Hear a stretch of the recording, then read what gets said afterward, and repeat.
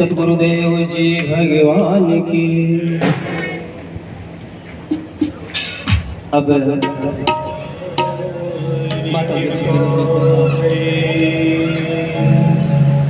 बोलिए माता भगवती माँ काली की जय, भवन सुत हनुमान की जय, शंकर भगवान की जय, भैरवनाथ की जय। सर्वप्रथम माँ भगवती जो जगत जननी है, जगत माता है, जिसकी वंदना स्वतः ब्रह्मा विष्णु महेश जैसे देवता भी करते हैं, जो भक्तों पर अकारण करुणा करने वाली है, जो भक्तों से माँ की तरह प्रेम करने वाली है, ऐसी करुणामयी माँ भगवती माँ काली के चरणों में कोटि कोटि प्रणाम करता हूँ और उनके दर्शनों के लिए आए हुए समस्त सूक्ष्म शक्तियों को हनुमान जी महाराज, गणेश जी महाराज, भैरवनाथ, ग्राम देवता, स्थान देवता, भू देवता, ब्राह्मण देवता अर्थात समस्त पूज्यजनों के चरणों में हम नमन करते हैं, वंदन करते हैं, प्रणाम करते हैं। और यहाँ पर उपस्थित शक्ति स्वरूपा हमारी माताएं, बहनें, भाई बंधु, बड़े बुजुर्ग, हम सभी को प्रणाम करते हैं, क्योंकि हम सभी के अंदर निवास करने वाली आत्मा उसी माँ भगवती परम सत्ता का अंश है। इसलिए आप सभी को बार बार प्रणाम करता हूँ। विशेष रूप से इस त्रिदिवसीय कथा के मुख्य यजमान हमारे परम स्नेही सूर्यवली जी, उनकी धर्मपत्नी गीता जी, उनके बच्चे, उनके पूरे परिवार ने बड़े भाव के साथ, बड़ी श्रद्धा के साथ इस कथा का आयोजन करा करके इसका रसास्वादन कर रहे हैं, रसपान कर रहे हैं। इसलिए आप सभी को बहुत बहुत दुआएं, मंगल कामनाएं आप सभी के जीवन में सदैव सुख, शांति, समृद्धि, सौभाग्य बना रहे, यही हम माँ भगवती माँ काली से निवेदन करते हैं, प्रार्थना करते हैं। बंधु, हमारे परम स्नेही सूर्यवली जी ने इस नववस्था कानपुर की धरती पर कथा रूपी गंगा को प्रवाहित करके सभी का कल्याण करना चाहते हैं। यह तो उसी प्रकार है जैसे इस धरती पर भगीरथ ने गंगा को बहा करके सभी का कल्याण कर दिया था, उद्धार कर दिया था। उसी तरह से हमारे परम स्नेही सूर्यवली जी ने, उनका पूरा परिवार मिलकर के इस कथा रूपी गंगा को बहाने का प्रयास कर रहे हैं, जिससे आप सभी का कल्याण हो सके, सभी का उद्धार हो सके। इसलिए बंधु, तालियां बजाकर उनका तो धन्यवाद कीजिए जो कथा रूपी गंगा को बहाने का प्रयास कर रहे हैं। धर्म प्रेमी बंधु, हम सभी का परम सौभाग्य है कि इस कानपुर की पावन धारा पर बैठ करके माँ भगवती की कथा को श्रवण कर रहे हैं। निश्चित ही माँ भगवती हम सभी भक्तों पर कृपा करेंगे। माँ की बहुत बड़ी कृपा है, क्योंकि कहा जाता है कि जब माँ भगवती अपने भक्तों पर दया करना चाहती है, अपने भक्तों पर कृपा करना चाहती है, वो कुछ देना चाहती है, तो सबसे पहले वह अपनी कथा सुनने का अवसर प्रदान कर देती है। तो निश्चित ही माँ भगवती इस कथा के माध्यम से हम सभी के ऊपर दया करना चाहती है, कृपा करना चाहती है, कुछ देना चाहती है। इसीलिए हम सभी को कथा सुनने का सौभाग्य प्रदान कर दिया है। क्योंकि कथा सुनने से व्यक्ति को आत्मज्ञान हो जाता है। कथा सुनने से व्यक्ति को आत्मज्ञान हो जाता है। इसीलिए तो कहा गया है ना कि बिन सत्संग विवेक न होई, बिना सत्संग के मनुष्य के अंदर ज्ञान का विकास नहीं हो सकता। यहाँ तो ज्ञान शब्द का अर्थ केवल स्वयं के प्रति लिया गया है। कोई व्यक्ति यह ना विचार करे, यह ना सोचे कि महाराज जी हम अपने बच्चों को विद्यालय नहीं भेजेंगे, कथा नहीं सुना, केवल कथा सुनाएंगे, पढ़ाएंगे नहीं, लिखाएंगे नहीं, तो क्या हुआ, डॉक्टर मास्टर इंजीनियर बन जाएंगे? बंधु, ऐसा नहीं है। यहाँ ज्ञान शब्द का अर्थ केवल स्वयं के प्रति लिया गया है कि हम मानव हैं, तो मानव के गुण क्या है, मानव के धर्म क्या है, मानव के कर्म क्या है, ऐसा ज्ञान तो हमें केवल सत्संग से ही मिलता है। सत्संग में जाने से, सत्संग सुनने से, कथा सुनने से हमें पता चलता है कि हम लोग इस दुनिया में क्यों आए हैं। कथा सुनने से हमें ज्ञान होता है, पता चलता है कि हम लोग इस दुनिया में क्यों आए हैं। क्या खाने कमाने के लिए ही इस संसार में आए हैं, या हम लोगों का कुछ और लक्ष्य था? ऐसा ज्ञान हमें सत्संग से ही मिलता है। आज सत्संग के अभाव के कारण, कथा न सुनने के कारण ही आज हमारा देश, हमारा समाज, हमारी युवा पीढ़ी पतन की ओर बढ़ती चली जा रही है। नशे मांस की दलदल में फंसती चली जा रही है। क्यों? क्योंकि उन्होंने सत्संग को नहीं सुना। सत्संग के अभाव में ही आज युवा अपने राह से भटक गया है। युवा बस ही नहीं, हर मनुष्य अपने राह से भटक गया है, भूल गया है कि हम लोग इस दुनिया में क्यों आए हैं। ये भूल गया है कि हम लोग इस दुनिया में क्यों आए हैं। वास्तव में हम लोग तो इस दुनिया में भगवान को पाने के लिए, भगवत प्राप्ति करने के लिए ही इस दुनिया में, संसार में आए थे। लेकिन आज हम लोग भूल गए हैं। एक शब्दों में कहा जाए तो आए थे हरि भजन को, ओटन लगे कपास। हम लोग भजन साधना सिमरन करके भगवान को पाने के लिए संसार में आए थे, लेकिन आज हम लोग भूल गए हैं। हम लोग भूल गए हैं कि जीते क्यों हैं दुनिया में। हम लोग क्यों जीते हैं दुनिया में? क्या खाने कमाने के लिए ही जीते हैं? एक छोटी सी घटना है। एक जगह सत्संग चल रहा था, कथा चल रही थी। तो जैसे ही कथा समाप्त होती है तो एक महापुरुष आकर के कहते हैं कि महाराज जी आप लोग कथा क्यों करते हैं? हमने भी विचार किया कि बात सही है, इसका उत्तर तो होना चाहिए कि कथा क्यों की जाती है और कथा क्यों कर रहे हैं, क्यों सुनाई जाती है कथाएं, क्यों की जाती है, इसका उत्तर तो होना चाहिए। ऐसा विचार करते हुए हमने कहा कि आप दुकान क्यों करते हैं? क्योंकि हमें पता था कि उनकी कपड़े की दुकान है, तो हमने कहा कि आप दुकान क्यों करते हैं? तो उन्होंने कहा महाराज जी दुकान हम लोग पैसा कमाने के लिए करते हैं। शायद उनके मन में यह भी बात आई कि आप लोग भी कथा पैसा कमाने के लिए करते होंगे, लेकिन हमने उन्हें मौका ही नहीं दिया। हमने अगला प्रश्न कर दिया कि आप पैसा क्यों कमाते हैं? उन्होंने कहा कि महाराज जी पैसा क्यों कमाते हैं? आराम से रहने के लिए, अर्थात खाने के लिए पैसा कमाते हैं। हमने फिर प्रश्न कर दिया, हमने फिर प्रश्न कर दिया कि आप खाते क्यों हैं? उन्होंने कहा कि महाराज जी आप तो प्रश्न पर प्रश्न करते चले जा रहे हैं। खाते क्यों हैं? जीने के लिए खाते हैं, जीने के लिए ही खाते हैं। हमने कहा कि भाई अब हमारा आखिरी प्रश्न है कि जीने के लिए खाते हैं तो जीते क्यों हैं दुनिया में, क्यों जीते हैं इस दुनिया में?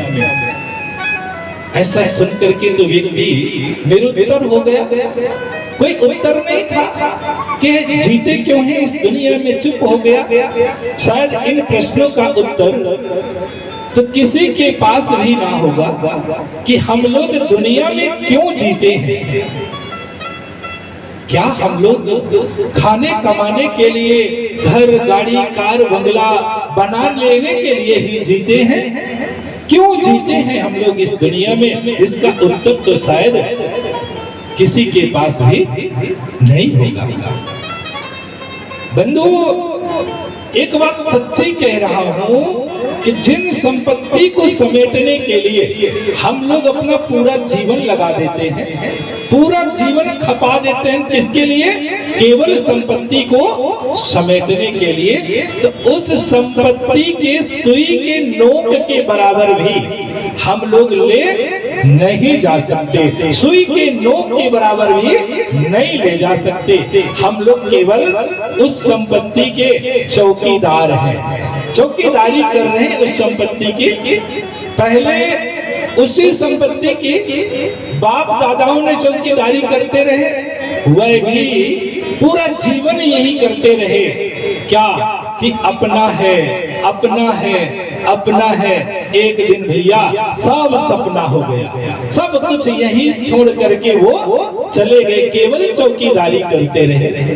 जैसे किसी कंपनी का मालिक होता है तो कंपनी की देख रेख के लिए, सुरक्षा के लिए एक सिक्योरिटी गार्ड रख देता है, चौकीदार रख देता है, और मालिक जब चाहता है तब धक्के मार करके बाहर निकाल देता है। उस कंपनी का एक टूटा सामान भी सिक्योरिटी गार्ड नहीं ले जा सकता। उसी तरह से बंधु, हम लोग भी जिस संपत्तियों को इकट्ठा कर रहे हैं ना, तो मालिक जब चाहेगा तो धक्के मार करके बाहर निकाल देगा। एक फूटी कौड़ी भी नहीं ले जा सकते, केवल चौकीदार ही है।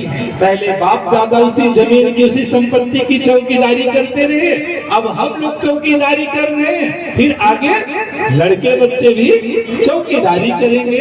कुछ ले नहीं जा सकते।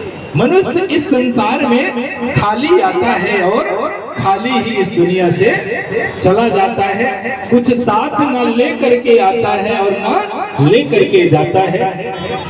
विचार कीजिए कि जब मनुष्य को पहली बार कपड़ा मिलता है तो उन कपड़ों में जेब नहीं होती। माँ एक छोटा सा कपड़े का टुकड़ा लपेट देती है जिसमें जेब नहीं होती। और भैया जब मनुष्य इस दुनिया से जाने लगता है, अंतिम समय में जो कपड़ा मिलता है ना मेरे भाई, उसमें भी जेब नहीं होती। हम लोग जेब को इस दुनिया में, इसी समाज में तैयार करते हैं और यही समाज उन जेबों को फाड़ करके रख लेता है। आप लोगों ने देखा होगा, अनुभव किया होगा कि जब कोई व्यक्ति इस दुनिया से जाने के लिए तैयारी करता है, अंतिम समय आ जाता है, तो जो गांव पड़ोस के लोग होते हैं, आसपास के लोग होते हैं, परिवार के लोग होते हैं, तो सबसे पहले जेब ही तलाशते हैं कि कहीं कुछ डाल करके तो नहीं रखा है। उसके गले को देखते हैं, उसके उंगलियों को देखते हैं कि कहीं कुछ पहना तो नहीं है, कहीं कुछ पहना तो नहीं है। सबसे पहले लोग यही करते हैं। तो कहने का भाव है कि मनुष्य इस संसार में खाली आता है और खाली ही चला जाता है, उसके साथ कुछ नहीं जाता। जाता है तो केवल उसके द्वारा किया हुआ कर्म, वह कर्म चाहे अच्छा कर्म हो या बुरा कर्म हो, और कर्मों के आधार पर ही मनुष्य को सुख और दुख मिलता है। गोस्वामी जी ने भी रामचरितमानस में यही कहा है कि कर्म प्रधान विश्व करि राखा, जो जस करहि तस फल चाखा। मनुष्य जैसा करता है ना वैसा उसे फल मिलता है। कोई किसी को सुख दुख नहीं देता। यहाँ तक कि कहा गया है धर्म ग्रंथों में कि पत्नी, पति, पुत्र, पुत्री, नाते, रिश्ते, यह सब भी कर्मों के आधार पर ही मिलते हैं। लोग व्यर्थ में कहते हैं कि उसने ऐसा कर दिया तो हमारा जीवन दुखी हो गया, पर वास्तविकता यही है कि कोहु न काहू सुख दुख कर दाता, निज कृत कर्म भोग फल दाता। मनुष्य जैसा कर्म करता है ना उसे भोगना ही पड़ता है। तो बंधुओं, बात चल रही थी कि उस व्यक्ति ने पूछा कि आप लोग कथा क्यों करते हैं? हमने कहा दुकान क्यों करते हैं? उसने कहा पैसा कमाने के लिए। तो हमने कहा पैसा क्यों कमाते हैं? उसने कहा खाने के लिए पैसा कमाते हैं। तो हमने कहा खाते क्यों हैं? तो उसने कहा कि जीने के लिए खाते हैं। तो हमने कहा कि भाई आखिरी प्रश्न है हमारा, अब बता दीजिए कि जीते क्यों हैं दुनिया में, क्यों जीते हैं हम लोग इस दुनिया में? व्यक्ति सुन करके चुप हो जाता है, मौन हो जाता है। तब हमने कहा कि मेरे भाई, हम लोग जीते क्यों हैं दुनिया में, यह हमें कथा बताती है। कथा में जाने से, कथा सुनने से पता चलता है कि हम लोग इस दुनिया में खाने कमाने के लिए नहीं आए हैं। ऐसा ज्ञान तो हमें केवल कथा से मिलता है, सत्संग सुनने से मिलता है। वैसे भी मनुष्य जीवन में भैया सत्संग का बड़ा महत्व होता है, बहुत महत्व होता है मनुष्य जीवन में सत्संग का। क्यों महत्व होता है सत्संग का? क्योंकि ये तो कहा जाता है कि ये सत्संग रूपी गंगा, ये कथा रूपी गंगा, तो सत्संग रूपी गंगा सर्वश्रेष्ठ मानी गई है, गंगा से भी बढ़ करके मानी गई है। क्यों मानी गई है गंगा से बढ़ करके? गंगा से बढ़ करके ये कथा रूपी गंगा क्यों मानी गई है? क्योंकि गंगा की गहराई में अगर कोई व्यक्ति चला जाए तो वो डूब जाता है, वो मर जाता है। लेकिन कथा रूपी गंगा में चाहे जितनी गहराई में आप चले जाइए, कोई व्यक्ति डूबेगा नहीं, मरेगा नहीं, वह तो तर जाता है। इसलिए ये गंगा से भी बढ़ करके कथा रूपी गंगा होती है। एक बार की घटना है, एक बार सभी यमराज के दूत एकत्रित होते हैं, संगठित होते हैं और सभी जाते हैं यमराज के पास और कहते हैं कि महाराज, इस समय धरती में गंगा का बड़ा आतंक फैल गया है, वह हम लोगों को निरंतर देवदूतों से मरवाती है, पिटवाती है। यमराज बोले कि तुम लोगों के साथ ऐसा गंगा क्यों कर रही है? क्या आप लोगों ने बिगाड़ा क्या है गंगा का? क्या आप लोगों ने कुछ अपशब्द बोले गंगा को? दूतों ने कहा कि महाराज, हम लोगों ने कुछ नहीं किया, हम लोगों की सिर्फ गलती इतनी है कि जब हम लोग किसी भी प्राणी को लेने के लिए जाते हैं तो उसके परिवार के लोग, उसके घर के लोग उस प्राणी के मुख में गंगा जल डाल देते हैं और जैसे ही हम उस प्राणी की आत्मा को लेकर के चलते हैं तो तुरंत देवदूत आ जाते हैं और हम लोगों को मारना शुरू कर देते हैं। इतना मारते हैं कि हड्डी पसली भी तोड़ देते हैं और उस प्राणी को लेकर के देव लोग चले जाते हैं। महाराज, अगर गंगा का यही चलता रहा तो एक दिन आपका दरबार खाली ही रह जाएगा। ऐसा सुनकर के यमराज कहते हैं कि दूतों, तुम लोग चिंता मत करो, हम जाते हैं, गंगा से बात करेंगे, गंगा को समझाएंगे कि गंगा ऐसा मत कर, हमारे दूतों को मरवाना पिटवाना बंद कर दे। आज ऐसा कह करके यमराज अपनी गदा उठाते हैं और कंधे पर रख करके गंगा मैया से मिलने के लिए हरिद्वार की ओर प्रस्थान कर जाते हैं। जिस समय यमराज हरिद्वार पहुंचते हैं तो उस समय शाम का समय था और गंगा मैया की आरती हो रही थी। चारों तरफ हर हर गंगे, हर हर गंगे के जय घोष हो रहे थे। यमराज देख करके दंग रह जाते हैं और विचार करते हैं कि अरे, धरती पर गंगा का इतना बड़ा सम्मान होता है। ऐसा विचार करते हुए खड़े रहते हैं। थोड़ी देर बाद आरती समाप्त होती है, सभी लोग अपने अपने घर के लिए चले जाते हैं। तब गंगा मैया विचार करती है कि ये व्यक्ति कौन है, खड़े हैं, क्या मुझसे कुछ बात करना चाहते हैं? ऐसा विचार करके आज गंगा मैया यमराज के सामने प्रकट हो जाती हैं और कहती हैं कि भैया, आप यहाँ क्यों खड़े हैं? क्यों खड़े हैं आप यहाँ? ऐसा सुन करके तो यमराज कहते हैं कि अरे गंगा, तू ऐसी बात कर रही है जैसे तुझे कुछ पता ही ना हो। तू हमारे दूतों को निरंतर पिटवाती रहती है, मरवाती रहती है, और अभी कह रही है कि तू कोई काम है क्या, क्यों खड़े हैं आप? अरे गंगा, ये तेरा आतंक बहुत दिन तक नहीं चलेगा। ये तुझे जो अहंकार हो गया है ना, ये तेरा अहंकार बहुत दिन तक चलने वाला नहीं है। अरे गंगा, तू विचार कर कि तू रहती कहाँ है, तेरा निवास कहाँ है, तू विचार कर। और भैया आज यमराज गुस्से में गंगा मैया को क्या क्या बोलते रहते हैं, क्या क्या बोलते रहते हैं, कुछ ठिकाना नहीं रहता। बहुत क्रोधित हैं यमराज जी और कहते हैं कि एक नंगा के शीश पे बैठ के गंगा नाहक दंगा मचावती हो। आज यमराज गुस्से में कहते हैं कि अरे गंगा, तू एक नंद धड़ंग व्यक्ति के सिर पर बैठ करके ये व्यर्थ में दंगा मचा रही है। ये तेरा घमंड ज्यादा दिन तक चलने वाला नहीं है। ऐसा सुन करके आज गंगा मैया बड़ी बड़ी नम्रता से कहती हैं कि महाराज, इसमें हमारा कोई दोष नहीं है, इसमें हमारा कोई भी दोष नहीं है, क्योंकि हमें इस धरती पर केवल प्राणियों का उद्धार करने के लिए ही लाया गया था। तो भैया हम अपना ही काम कर रहे हैं, जो हमारे संपर्क में आता है हम उसका उद्धार कर देते हैं। यदि आपको दिक्कत हो रही है तो भैया आप ऐसा करिए कि जो मनुष्य है वो हमारे संपर्क तक ना आ सके, तो फिर उनका उद्धार नहीं करेंगे।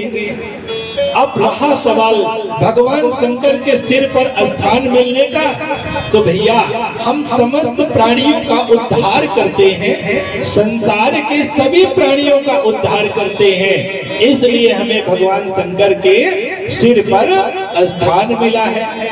आज ऐसा माता पार्वती जी भी सुन रही थी गंगा की बातें, उन्हें विचार करती है माता पार्वती जी कि शायद गंगा को अहंकार हो गया है, गंगा को अहंकार हो गया है।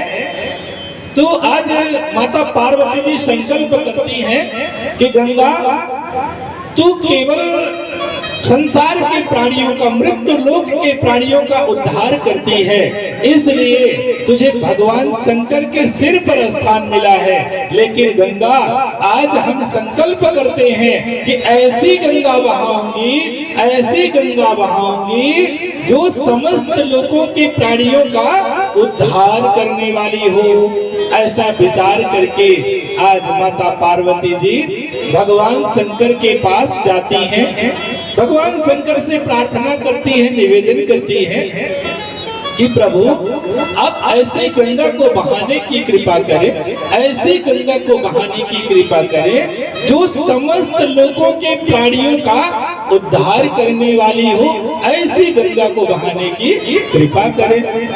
ऐसा सुनकर के भगवान शंकर कहते हैं कि देवी, आप महिलाओं की यही आदत खराब है, आप नारियों की यही आदत खराब है कि जो सभी का कल्याण चाहती हैं, नाती का कल्याण, पिता पुत्र सभी का कल्याण, पूरे गांव पड़ोस का कल्याण, ये महिलाओं की आदत होती है। तो आज भगवान शंकर कहते हैं कि देवी, आप अपने लिए बात करिए, क्या आप समस्त लोगों के प्राणियों का ठेका ले लिए हैं क्या?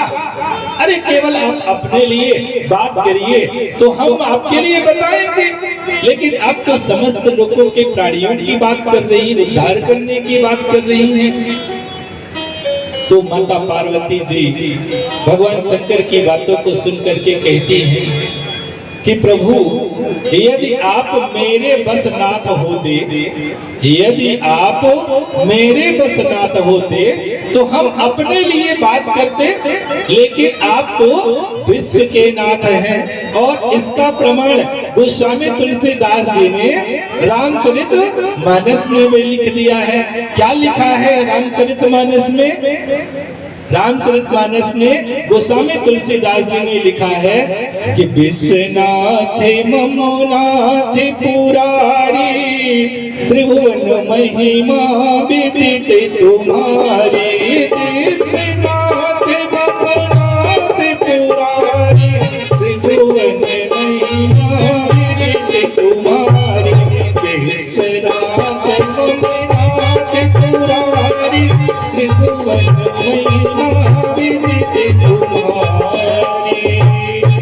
माता पार्वती जी कहते हैं कि विश्वनाथ ममोनाथ पुरारी त्रिभुवन महिमा विदित तुम्हारी। हे नाथ, आप तो विश्व के नाथ हैं, इसलिए आपके मुखार बिंदु से जो भी निकलेगा तो विश्व के कल्याण के लिए ही निकलेगा। ऐसा सुनकर के तो आज भगवान शंकर माता पार्वती जी का धन्यवाद करते हैं, कहते हैं कि धन्य है देवी, आप धन्य हैं।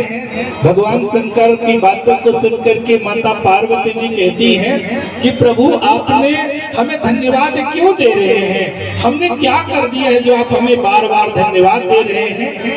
तो आज भगवान शंकर कहते हैं कि देवी आपको बार बार धन्यवाद, आपके माता पिता को भी धन्यवाद जो ऐसे बेटी को जन्म दिया है जो समस्त लोगों के प्राणियों का उद्धार चाहती है, कल्याण चाहती है, इसलिए आपको धन्यवाद है। और हे देवी आपको धन्यवाद इसलिए है कि पूछूं रघुपति कथा प्रसंगा सकल लोक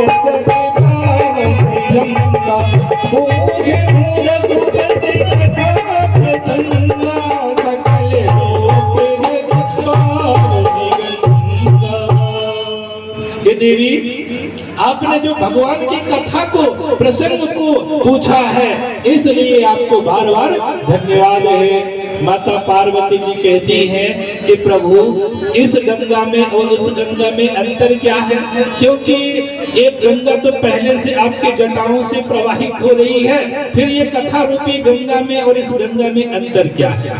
तो भगवान शंकर कहते हैं कि देवी बहुत बड़ा अंतर है, जैसे धरती और आसमान का अंतर होता है, क्योंकि जो गंगा की गहराई में चला जाता है तो वह डूब जाता है, मर जाता है, लेकिन कथा रूपी गंगा की गहराई में व्यक्ति चाहे जितना चला जाए पर वह डूबेगा नहीं, मरेगा नहीं, वह तो तर जाएगा। उसमें भी बंधु कहीं माँ भगवती की कथा रूपी गंगा मिल जाए ना तो फिर ये अनंत जन्मों की लहरों में बहती हुई जीवात्मा संसार सागर से पार हो जाती है। क्योंकि देवी भागवत में एक प्रसंग आता है सत्यव्रत का कि सत्यव्रत ने धोखे से माँ भगवती के बीज मंत्रों का उच्चारण कर दिया था। तो धोखे से उच्चारण होने पर माँ भगवती प्रसन्न होकर के सत्यव्रत को विद्या का वरदान दे देती है। आज उसी माँ भगवती की कथा को सुनने का हम सभी को सौभाग्य मिल रहा है। इस कथा रूपी गंगा में स्नान करने का, गोते लगाने का अवसर मिल रहा है। निश्चित ही हम सभी के दुखों का अंत होगा और हम लोगों के जीवात्मा का कल्याण हो जाएगा। पर कल्याण तब होगा, कल्याण कब होगा? केवल कथा में बैठने से कल्याण नहीं हो सकता। कल्याण तो तब होगा भैया जब कथा भी हमारे अंदर बैठ जाए, अर्थात कथा को सुन करके उसके आधार पर जीवन जीना प्रारंभ कर दे तो निश्चित ही हमारे दुखों का अंत होगा और हमारा जीवन आनंदित हो जाएगा। क्यों आनंदित हो जाएगा? क्योंकि वह माँ है, माताओं की भी माता है, जगत जननी है, जिसकी वंदना ब्रह्मा विष्णु महेश जैसे देवता भी करते हैं। और एक बड़ी सुंदर बात है कि जब दैत्यों के अनाचार अत्याचार से देवता भी पराजित हो जाते हैं, ब्रह्मा विष्णु महेश भी थक जाते हैं, हार जाते हैं, तो फिर किसकी शरण में जाते हैं? उसी माँ भगवती के शरण में ही जाते हैं। और वह माँ हर काल में, हर युग में अनेकों स्वरूपों को धारण करके भक्तों की रक्षा करती है। तो बंधुओं, उसी तरह से इस कलिकाल के प्रभाव से हम लोगों को भी कोई मार्ग नजर नहीं आ रहा है, इसीलिए उसी माँ भगवती को पुकारने की आवश्यकता है। निश्चित ही वह माँ भगवती हम सभी के पुकार को सुन करके हमारे दुखों का अंत कर देगी, जिससे हमारा जीवन आनंदित हो जाएगा। क्योंकि सूत जी नैमिषारण्य में 88,000 ऋषियों को यही तो बताते हैं। जिस समय सूत जी नैमिषारण्य में 88,000 ऋषियों के पास जाते हैं, तो जैसे ही ऋषि देखते हैं कि हमारे गुरुदेव सूत जी आ रहे हैं, तो खड़े होकर के सभी गुरुदेव भगवान का स्वागत करते हैं, सम्मान करते हैं।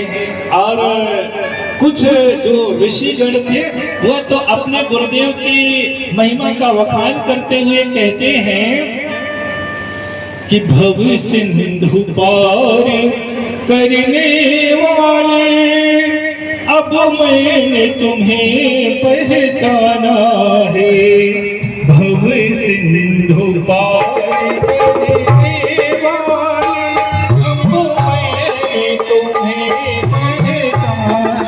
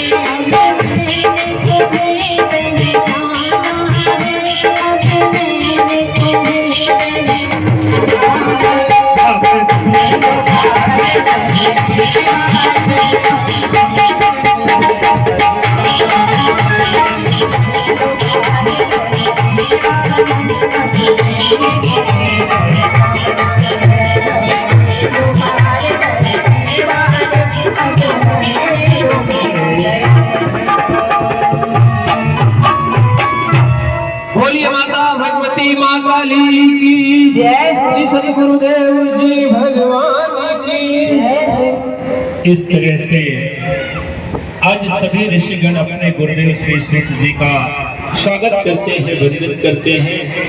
और सूत जी भी वही नैमिषारण्य में 88,000 ऋषियों के पास ठहर करके रुक कर उन्हें निरंतर नाना प्रकार की कथाओं को श्रवण कराते रहते हैं।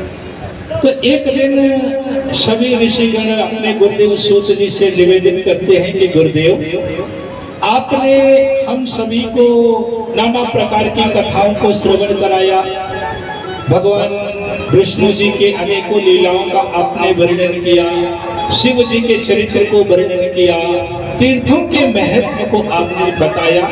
लेकिन गुरुदेव, अब हम लोग उस कथा को सुनना चाहते हैं जिस कथा को सुनने मात्र से जीव का कल्याण हो जाए। क्योंकि गुरुदेव, आगे कलयुग आ रहा है और कलयुग के लोग करना कुछ नहीं चाहेंगे, पाना सब कुछ चाहेंगे। वह करना कुछ नहीं चाहेंगे, पाना सब कुछ चाहेंगे। और गुरुदेव, वह इतना ही नहीं, वो संसारिकता की वस्तुओं को समेटने में अपना पूरा जीवन लगा देंगे। वो ना भजन करेंगे, ना साधना करेंगे, ना सिमरन करेंगे। तो गुरुदेव, आप ऐसी कथा सुना दीजिए, ऐसी कथा बताने की कृपा करें जिससे सुनने मात्र से प्राणियों का कल्याण हो जाए। ऐसा सुनकर के सूत जी कहते हैं कि ऋषियों, आप लोग धन्य हैं जो जन कल्याण चाहते हैं। आप चाहते हैं कि कलयुग में भी लोग सिद्धियां प्राप्त कर सके, वह भी संसार सागर से पार जा सके। ऐसा विचार आप लोगों के मन में चल रहा है, इसलिए आप लोगों को बहुत बहुत धन्यवाद है। ऋषियों, यदि आप लोग चाहते हैं कि समस्त प्राणियों का कल्याण हो, तो आज मैं आप लोगों के बीच में ऐसी कथा सुनाने जा रहा हूँ जिस कथा को सुनने मात्र से जीव का कल्याण हो जाएगा। हे ऋषियों, आप लोग ध्यान पूर्वक श्रवण करें, क्योंकि वेद पुराण तीर्थ व्रत तब तक गर्जना करते हैं जब तक मनुष्य को भगवती के विषय पर ज्ञान नहीं हो जाता।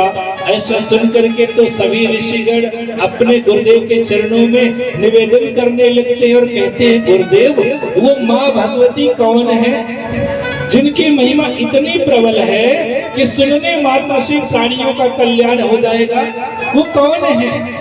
उनकी कथा सुनने का समय क्या है और पूर्व में किन किन लोगों ने कथाओं को श्रवण किया, तो उनकी कौन कौन सी समस्याएं दूर हुई। गुरुदेव जी आप विस्तार से बताने की कृपा करें, क्योंकि कलयुग में लोग बड़े तार्किक होंगे, तो पूछेंगे, प्रश्न करेंगे कि कौन कौन लोगों ने उनकी कथाओं को सुना था, तो उनकी कौन कौन सी समस्याएं दूर हुई, आप बताने की कृपा करें। ऐसा सुनकर के सूत जी कहते हैं कि ऋषियों, पूर्व काल में पराशर के द्वारा सत्यवती के गर्भ से श्री व्यास जी का जन्म होता है।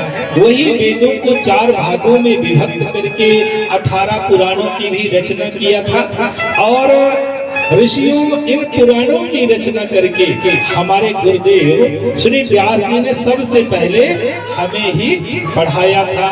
और ऋषियों इन 18 पुराणों में से जो श्रीमद् देवी भागवत महापुराण है वो सर्वश्रेष्ठ पुराण है।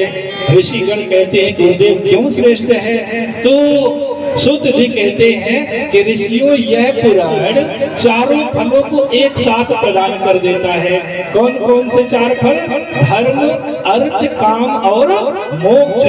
तो आज सूत जी कहते हैं कि अष्टादश पुराणानां मध्ये सर्वोत्तमं परम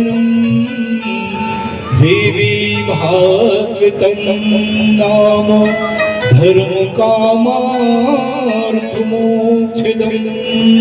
ये चारों फलों को एक साथ देने वाला है, इसलिए ये सर्वश्रेष्ठ है। और हे ऋषियों, इस पुराण को हमारे गुरुदेव व्यास जी ने राजा जन्मेजय को स्वतः श्रवण कराया था। जिस समय राजा परीक्षित को तक्षक नाग डस लेता है, काट लेता है, जिसके कारण उनकी मृत्यु हो जाती है, तो अपने पिता की दुर्गति को देखकर, अकाल मौत को देख करके राजा जन्मेजय विचार करते हैं कि यह इनकी अकाल मौत हुई है, निश्चित ही उनकी दुर्गति हुई होगी या प्रेत योनि में गए होंगे, तो उनकी सदगति कैसे हो। राजा जन्मेजय विचार करते रहते हैं और बात सत्य भी है। हर पुत्र का कर्तव्य होना चाहिए कि वो अपने पितरों का उद्धार करने का उपाय सोचे, प्रयास करे, ये हर व्यक्ति का कर्तव्य बनता है। तो राजा जन्मेजय भी विचार करते हैं, लेकिन जब उनके समझ में नहीं आता कि हमारे पिता की सदगति कैसे हो जाए, तो फिर वो अपने गुरुदेव श्री व्यास जी के पास जाते हैं, व्यास जी से निवेदन करते हैं और सारी घटना बताते हैं। व्यास जी कहते हैं कि राजन तुम चलो तैयारी करो, हम निश्चित तुम्हें देवी भागवत की कथा श्रवण कराएंगे और उस कथा को सुनने से निश्चित ही आपके पिता का उद्धार हो जाएगा। बंधु ऐसा सुनकर के राजा जन्मेजय अपने राज्य में वापस आते हैं, कथा की तैयारी करते हैं। कथा प्रारंभ हो जाती है और कथा 1 दिन, 2 दिन, 3 दिन, अर्थात आखिरी दिन 9वें दिन राजा जन्मेजय एक विचित्र दृश्य देखते हैं, घटना देखते हैं और मां भगवती की जय जय घोष करने लगते हैं। और इसके बाद आकर अपने गुरुदेव व्यास जी की जय जयकार करने लगते हैं, कहते हैं कि गुरुदेव आप धन्य हैं, आप धन्य हैं। तो व्यास जी कहते हैं कि राजन क्या हो गया जिसके कारण आप जय जयकार कर रहे हैं। तो राजा जन्मेजय कहते हैं कि गुरुदेव हमने एक दृश्य देखा कि हमारे पिताजी दिव्य रूप धारण करके रथ में सवार होकर के मां भगवती के लोक को जा रहे थे, धाम को जा रहे थे। गुरुदेव यह आपकी ही कृपा है, आप यदि कथा ना श्रवण कराते तो शायद हमारे पिताजी का उद्धार ना होता। यह तो आपकी कृपा है जो देवी भागवत की कथा को सुना करके, श्रवण करा करके उनका उद्धार कर दिया है। बोलिए माता भगवती की जय हो। तो बंधु आज सूत जी ऋषियों से कहते हैं कि ऋषियों, यह देवी भागवत की कथा तो अमृत से भी बढ़कर के है। ऋषिगण कहते हैं क्यों अमृत से बढ़कर के है? तो सूत जी कहते हैं कि ऋषियों, अमृत को पीने से तो केवल पीने वाला ही अमर हो सकता है, लेकिन इस कथा रूपी अमृत का पान करने से कुल के सभी लोग अमर हो जाते हैं। इसलिए यह देवी भागवत की कथा सर्वश्रेष्ठ है। मां भगवती की कथा सर्वश्रेष्ठ मानी जाती है। और ऋषिगण कहते हैं सूत जी से कि गुरुदेव, इस कथा को सुनने से कौन कौन सी समस्याओं का समाधान हो सकता है? क्योंकि ऋषिगण त्रिकालज्ञ थे, वो जानते थे कि कलयुग के लोग बड़े तार्किक होंगे, बड़ा तर्क करेंगे। तो ऋषिगण कहते हैं कि गुरुदेव, इस कथा को सुनने से कौन कौन सी समस्याओं का समाधान हो सकता है? तो आज सूत जी कहते हैं कि उपसर्ग भयं घोरं महामारी समुद्भवम् उद्भूतानि खिलंस चापि हन्ति श्रवण मात्रितः। उपसर्ग भयं घोरम, जब उल्कापात उठ रहे हो, भूकंप आ रहा हो अथवा महामारी फैल रही हो, जैसे अभी कुछ वर्ष पहले कोरोना काल था। कोरोना कौन कौन नहीं रोया होगा इस कोरोना काल में? तो जैसे ये महामारी है, तो जब महामारी फैल रही हो, भूकंप आ रहा हो, उल्कापात उठ रहे हो, अतिवृष्टि होती हो या अनावृष्टि होती हो, इन सभी प्रकार के उपद्रवों को शांत करने के लिए सूत जी कहते हैं हन्ति श्रवण मात्रता, केवल भगवती की कथा सुनने से ये सभी प्रकार के उपद्रव शांत हो जाते हैं। और सूत जी यहीं पर नहीं रुकते, वह और भी प्रमाण बताते हैं और कहते हैं कि बाल ग्रह कृतम यच्च भूत प्रेत कृतम भयम् देवी भागवतस्यासु श्रवणादि याति दूरतः। क्या कहते हैं? वाल ग्रह कृतम, जब मनुष्य ग्रह दोष से परेशान हो जाए, वास्तु दोष से परेशान हो जाए, अथवा भूत प्रेत का भय सता रहा हो, या कोई ओझा सोखा किसी व्यक्ति के पीछा पड़ गया हो, तांत्रिक क्रियाएं कर दी गई हो, इन समस्याओं से मुक्ति पाने के लिए सूत जी क्या बताते हैं? देवी भागवतस्यासु श्रवणादि याति दूरतः, केवल मां भगवती की कथा सुनने से यह सभी प्रकार के भय दूर हो जाते हैं। और सूत जी आगे भी कहते हैं कि अपुत्रो लभते पुत्रम दरिद्रो धनवान भवेत् रोगी रोगात् प्रमुच्येत श्रुत्वा भागवतामृतम्। अपुत्रो लभते पुत्रम, जिसके कोई संतान नहीं उसे संतान की प्राप्ति हो जाती है।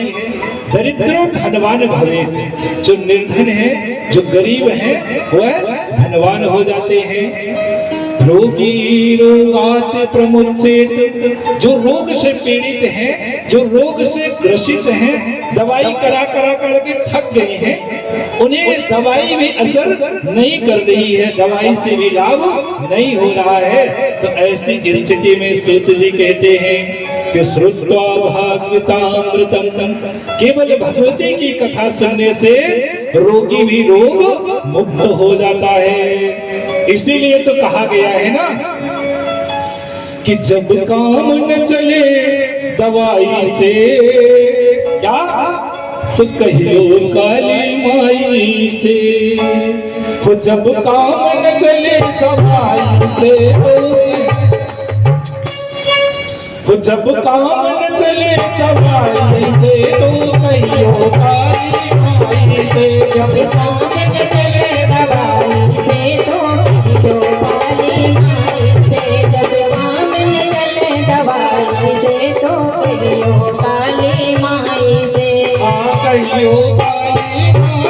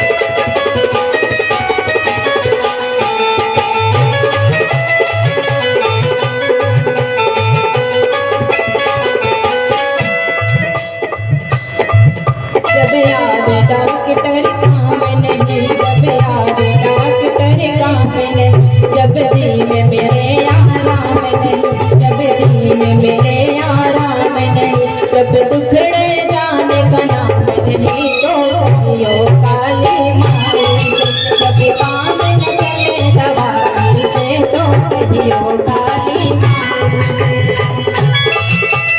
जय हो।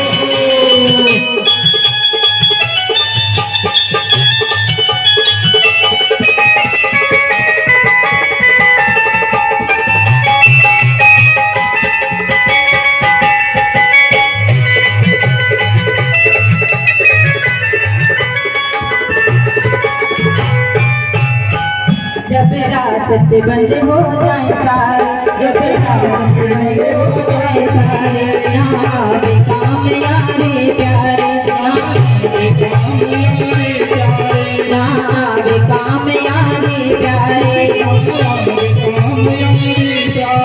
जब धके खाके तुम्हारे तो चलियो काली माई, जब काम न चले दवाई से, तो कहियो काली माई से, जब काम न चले दवाई से, तो कहियो काली माई से। जय हो।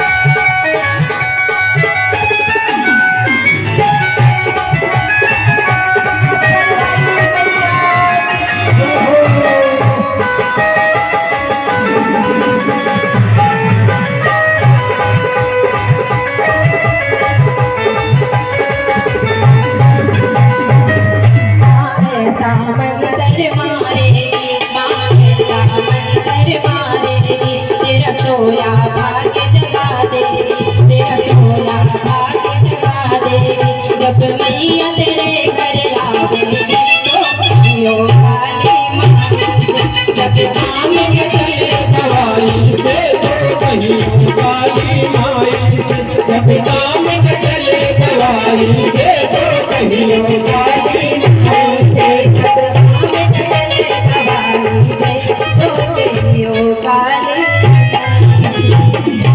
बोलिए माता भगवती माँ काली की जय, श्री सद्गुरुदेव जी भगवान की जय हो। तो बंधु, आज सूत जी ऋषियों से कहते हैं कि ऋषियों, माँ भगवती की कथा सुनने से सभी प्रकार की समस्याओं का समाधान तो हो ही जाता है, लेकिन ऋषियों जितना 18 पुराणों को श्रवण करने से पुण्य फल मिलता है, उससे 100 गुना ज्यादा माँ भगवती की कथा सुनने से पुण्य फल मिलता है। ये देवी भागवत पुराण तो उसी तरह से है जैसे इस धरती पर गंगा की तुलना अन्य नदियों से नहीं की जा सकती। आज सूत जी कहते हैं कि यथा सरित्सु प्रवरा गंगा देवेषु शंकरः काव्ये रामायणं यज्ज्योतिषमस्तु यथा रविः। यथा सरित्सु प्रवरा गंगा, जिस तरह से गंगा की तुलना अन्य नदियों से नहीं की जा सकती, वह सर्वश्रेष्ठ है। उसी तरह से देवताओं में किसको श्रेष्ठ माना गया है? भगवान शंकर को। वह देव नहीं है, वह तो महादेव है। बोलिए महादेव भगवान की। फिर काव्यों में किसको श्रेष्ठ माना गया है? रामायण को, वाल्मीकि रामायण को काव्यों में श्रेष्ठ माना गया है। प्रकाश देने में किसको माना गया है? सूर्य को। सूर्य को यज्ज्योतिषमस्तु यथा रवि, सूर्य को प्रकाश देने में सर्वश्रेष्ठ माना गया है। फिर आह्लादिका नाम चंद्रस्य धनांच यथा यशः क्षमावतां भूमिर् गंभीरे सागरो तथा। शीतलता देने में चंद्रमा को श्रेष्ठ माना गया है। धन में यश को श्रेष्ठ माना गया है, और क्षमा करने में किसको? क्षमावताम भूमि, धरती माता को क्षमा करने में सर्वश्रेष्ठ माना गया है। धरती माता सभी को अपने ऊपर रहने देती है। क्या कभी किसी को कहती है कि नहीं तू पाप करने वाला है, तू हमारे ऊपर से हट जा? सभी को क्षमा कर देती है। और गंभीरता में सागर को श्रेष्ठ कहा गया है। गंभीर सागरों तथा, गंभीरता में सागर को श्रेष्ठ माना गया है, क्योंकि सागर में कभी बाढ़ नहीं आती। बाढ़ तो छोटे मोटे नदी नालों में आती है। कई नाले तो ऐसे भी होते हैं कि बादल को देख करके ही उफान मारने लगते हैं। जैसे इस दुनिया में बहुत से ऐसे लोग हैं कि थोड़ा सा उनके पास धन आ गया तो फिर तो वो अकड़ करके चलते हैं, सीधे मुख बात नहीं करते। और इस दुनिया में ऐसे भी लोग हैं कि उनके पास अटूट धन है, पता ही नहीं है उन्हें खुद की कितनी संपत्ति है, फिर भी वो विनम्रता से ही बात करते हैं। और बात सत्य भी है, विद्या ददाति विनय, सच्ची विद्या व्यक्ति को विनम्र बना देती है। तो गंभीरता में सागर को श्रेष्ठ कहा गया है। फिर मंत्राणाम चैव सावित्री पापनासे हर स्मृति अष्टादश पुराणानाम देवी भागवतम तथा। मंत्रों में गायत्री मंत्र को श्रेष्ठ कहा गया है। और पापों को नष्ट करने के लिए भगवान का भजन सिमरन साधना, यही तो पापनासे हर स्मृति, भगवान को याद करना, स्मरण करना, उनकी कथाओं को श्रवण करना, यही तो पापों से मुक्ति पाने का उपाय है। गोस्वामी तुलसीदास जी ने भी यही कहा है कि कलयुग केवल